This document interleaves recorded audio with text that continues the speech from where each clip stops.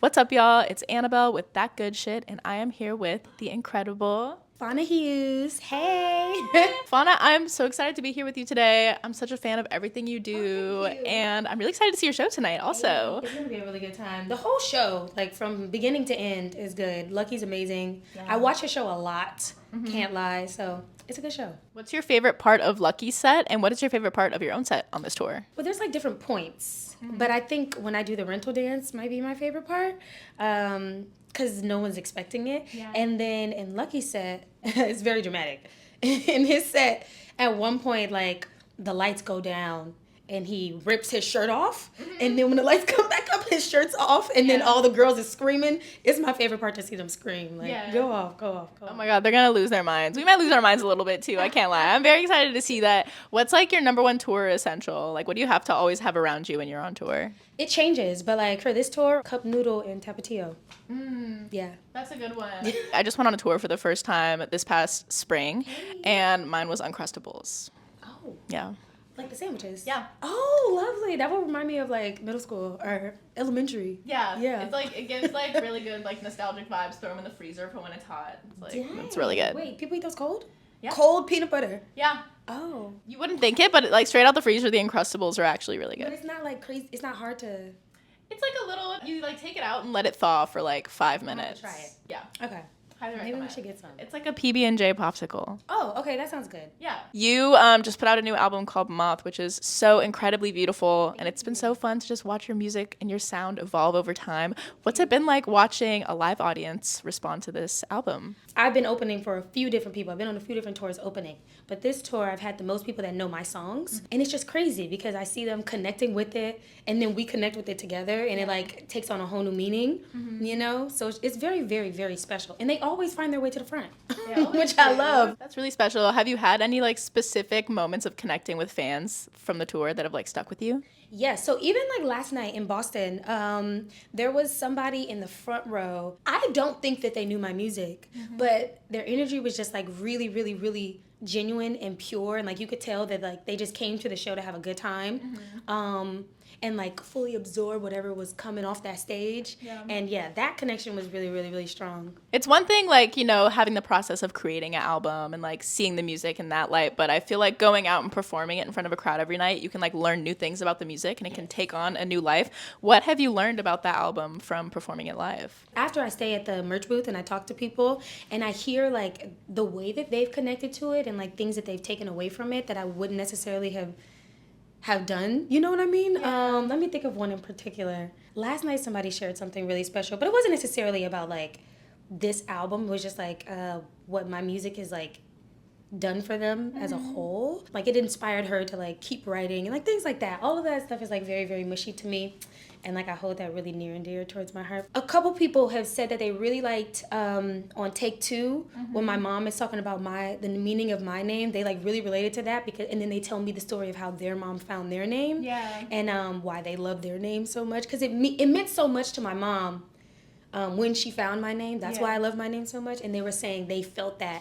And they feel the same for their mom, you know? And that connection is, like, crazy. That was a really sweet way to open up the album, hearing your mom talking about your name. I've been trying to also, like, sneak in a way to teach people how to say my name, too, if I'm being honest. No, I'm sure. Because, like, Flora and Fana, I wanted people to, like, it's Fana, not Fana. But then also for this album, though, I didn't think about it like that. I was, like, struggling to write a second verse for that song. And I was like, I don't think it needs a second verse. It needs... I don't know. I feel like I should start with my origin story. And that is the origin of, you know. The origin story. Yeah, the origin story. Yeah. From the source, from the lady, you know. That's really special. That's super sweet. You said she found it in like a baby names book? In a baby name book, yeah. She looked at the meaning first and then fell in love with the meaning and then fell in love with the name. Yeah. Yeah. Are you someone who like keeps a note of like baby names in your phone? I do have a note.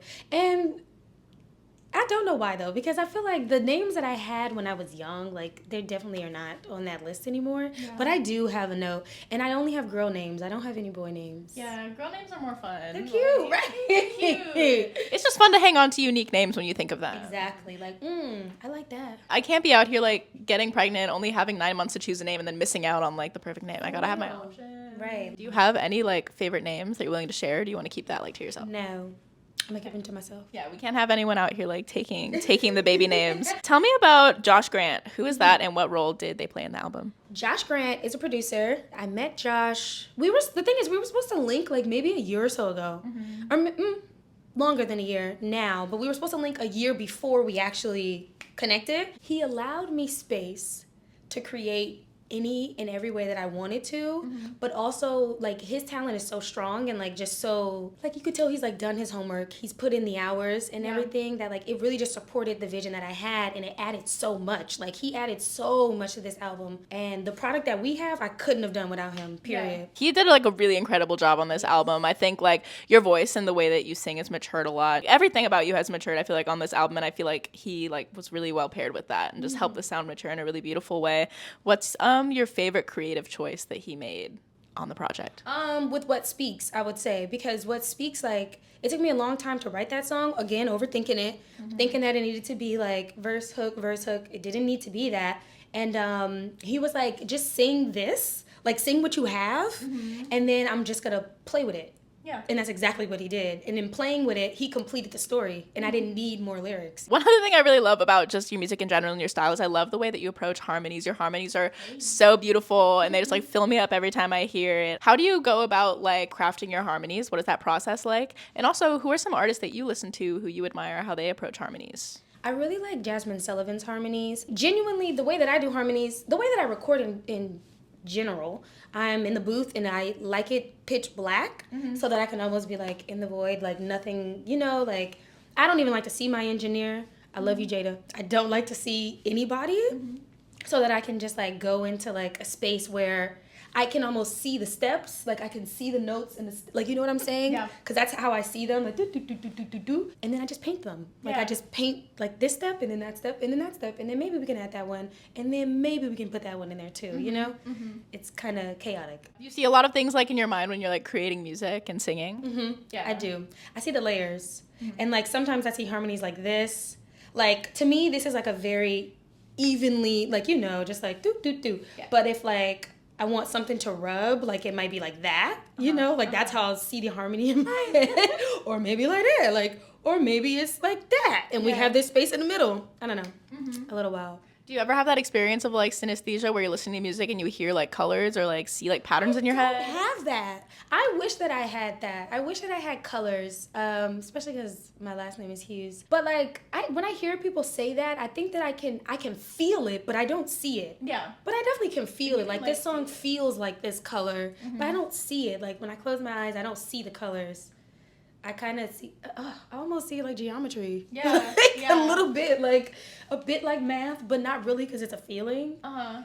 But I do see it like that, like, you know? You see, it makes sense in your brain. It's hard to like articulate, but I understand what you mean. Like when I'm bending, if I'm bending a note, like I see it almost like, I don't know if you remember, like in math class, like on the computer, like you could bend like an arch and like I see it like that. I know that you like grew up in a really musical family. You basically had like a little family band and you've been singing since you were young. Did you ever also like study music theory or anything like that? Like were you reading music, or was it more of just like an intuitive singing with your family and like more of doing instead of like studying the theory? I was just telling someone the other day, I played violin for 9 years, sick. But I never learned to read music well. Like I could read music a bit.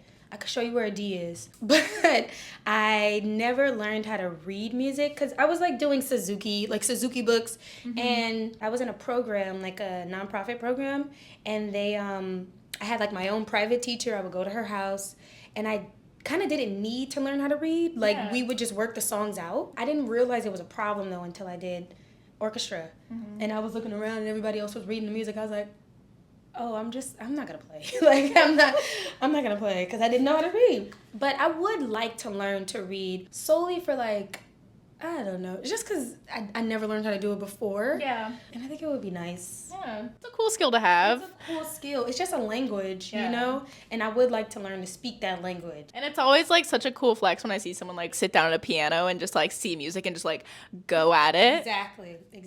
What's the last playlist you made, if you can remember? I made a playlist for my homegirl. It was supposed to be out already too. It is not out yet.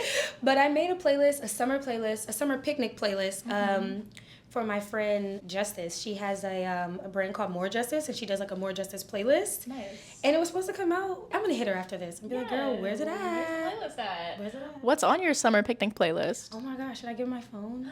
Yeah, we can take a look at Let me it. see. Hold on. Love that. Let's take a dive into the playlist.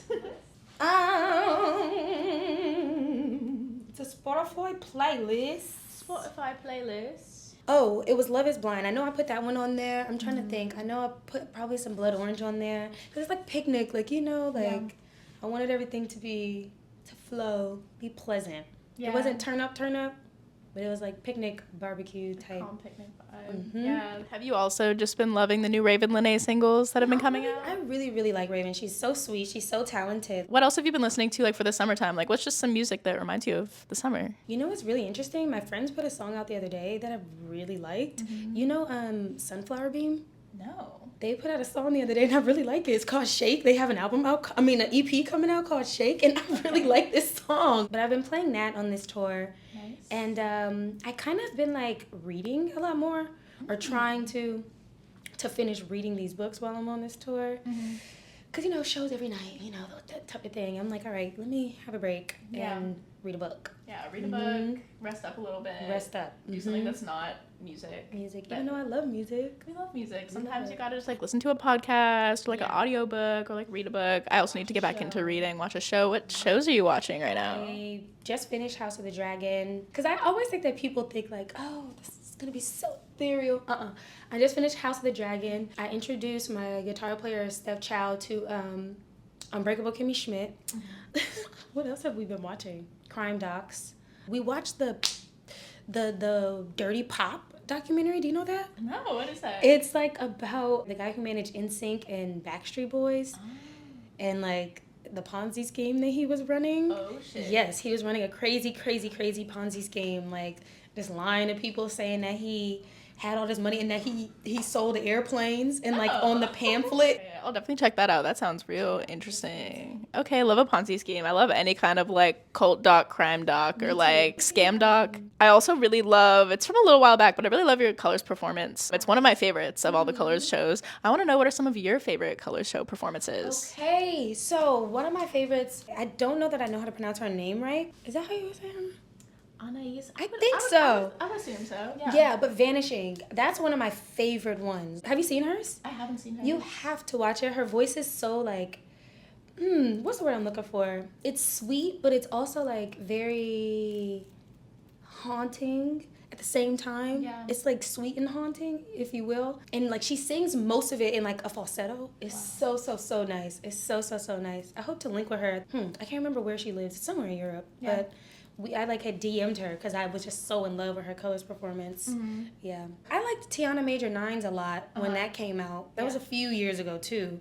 That was maybe like 2018. Lucky Daye has one of my favorites too. His Buying Time one, I think it's like purple. Like that's definitely one of my all-time faves for sure. He did a really good one. Smino has a really good one. Yeah. Colors be doing their thing. They definitely do. I feel like they've got everyone at this point, but if you could think of one, who's someone you'd love to see on Colors who hasn't done one yet?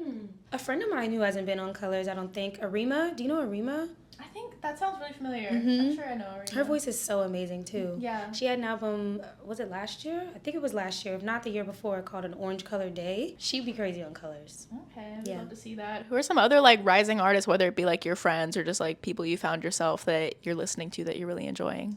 There's this one girl named Fana Hues. I'm kidding. Oh my god, I've heard of her. She's crazy. You heard her new album? No, for real. Oh my god. But definitely Arima. She's somebody that I really, really like admire vocally and the way that she writes. Next question, kind of a fun one. Who's your favorite fictional character? And what would their favorite Fana Hues song be? It depends on the shows that I've been watching right now. Like I just said, I really want to be Titus Andromedon for Halloween. I think Titus would love Bad Bad because he's a bad bitch. You know what I'm saying? For people who haven't listened to Moth yet, when they go in for their first listen, where should they be and what should they be doing? Like, what's the ideal conditions for the first listen? A friend of mine, the night they came out, she was riding a bike through New York. Yeah, she listened to it while riding a bike, like with her headphones on. I wish I would have gotten to experience it like that for the first time. Like, I would say something like that, like on a bike or like a car ride. I like when people listen to my music in motion, you know, doing something that's, Yeah. Yeah, like in the back of the car, like longingly looking out the window. You know, like the city bikes they have around New York. That's what she had.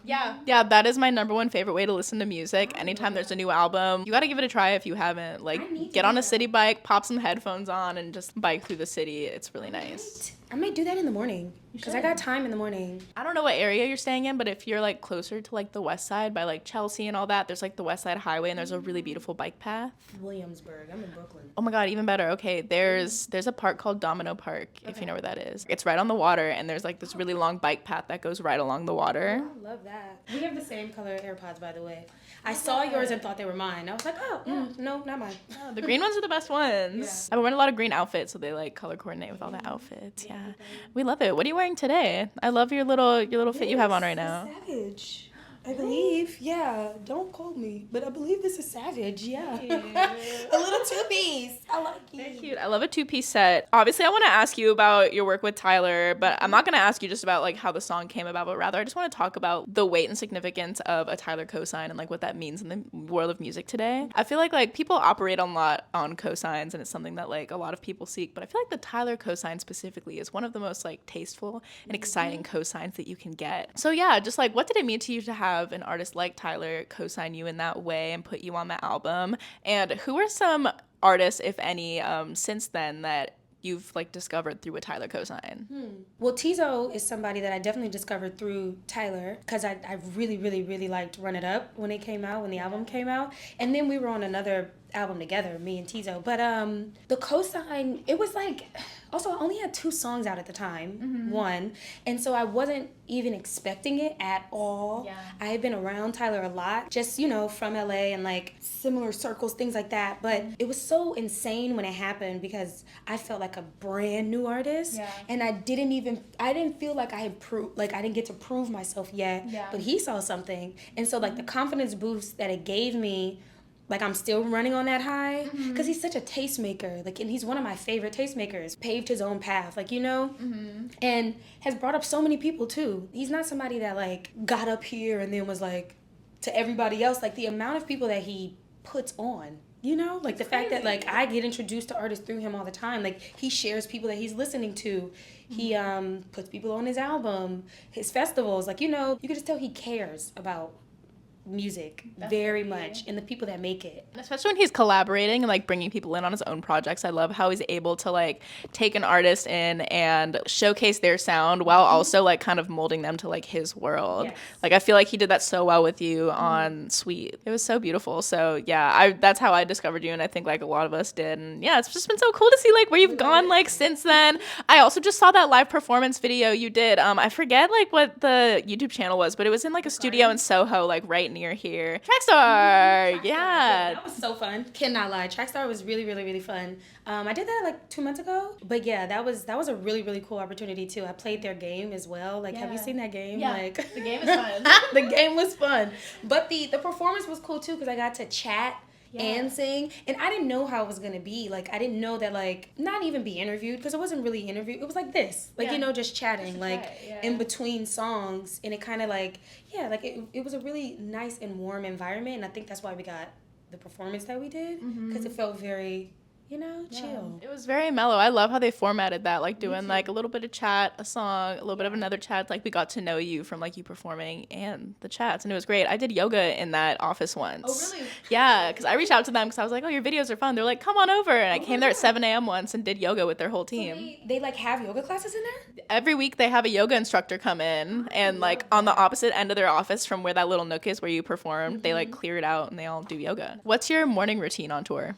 On tour, depends on what I did the night before. If I wake up bright-eyed and bushy-tailed, I usually like to work out if I can. Like if I don't have to be in the sprinter, I like to work out. I usually like to have tea. If my mommy's awake, call her. You know, literally just that. That's a calm, nice like morning routine. Calming, because you know what I'm about to do as soon as I get in the sprinter, go to sleep. So like I usually, if I can have a morning, have one, because I'm gonna go to sleep in the car. Very calm, nice morning routine. I know that for the most part, you're working with other producers. Do you plan to get into producing your own music at any point? Is that a goal for you? Yeah, and I think that Josh Grant is like a really good person to like help me with that and like usher me in because again, like I said, like he really gives me all the space, especially being like a female artist and someone that looks young. Like people always just assume that you don't really know what it is that you want. Yeah. He never made me feel like that. Him and Anoop, they did most of the project together, but they never make me feel like that. And so I definitely do want to produce more, and I think that I can. I produced a bit on Hues.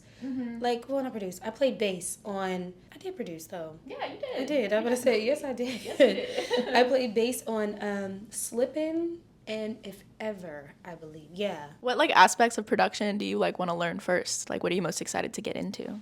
It's like a computer game, damn near. Like I know. Like it really is, and I just need to learn like what are the ins and outs of this game. Like you know. What do all the buttons mean? Yes. What do all the buttons mean? Because my thing is just like I know that I can make something that sounds great, but if the computer stuff get in the way, I'm gonna get discouraged. Like I already know, like I'm not gonna want to be sitting there troubleshooting for 3 hours. Yeah. A little impatient. Maybe I need to learn patience. It's hard to learn something like that. I'm also in the process of trying to learn how to produce, and every time I sit down in front of the computer, I go for like 15, 20 minutes, and then I'm like, you know what? Maybe today's not the day. Maybe I'll try it tomorrow. This is in my ministry. This is not my calling. Yep. Right? I'm gonna write the song. Yeah, we're gonna find another way to make the song that's not this because that's but insane. You know, Michael Jackson didn't produce, or he didn't play, but he sang everything. That's what they said. Like the tracks that he would produce, he would sing. He would have like a bunch of tapes of him singing each part that he wanted, and then somebody would play it. Yeah, I could do that. that could be your method. Yeah. The Michael Jackson method. The Michael Jackson, the MJ method. Have you ever made any music that was like fully a cappella, where you like sang all the parts of the song? On Flora and Fauna at the end, it was a song called "Wait." That was solely a cappella. Yeah. But I'm trying to think, because I used to do that a lot, like, especially in the pandemic. Yeah. And before then, too. But yeah, that's the only one that I ever put out. Maybe we'll get like a fully a cappella project one day, like on some pentatonics type, like you know, cool. yeah, that could be cool to be here for it. Oh my gosh, Fana, this has been such a pleasure, and I'm so excited to see your show. And thank you for spending your time with me today. Is there anything else that the people should know about Fana Hues? I'm going on tour. I'm on tour right now, but I'm also going on my own solo tour in Europe. If you guys are over there on the other side of the pond, come see me in September.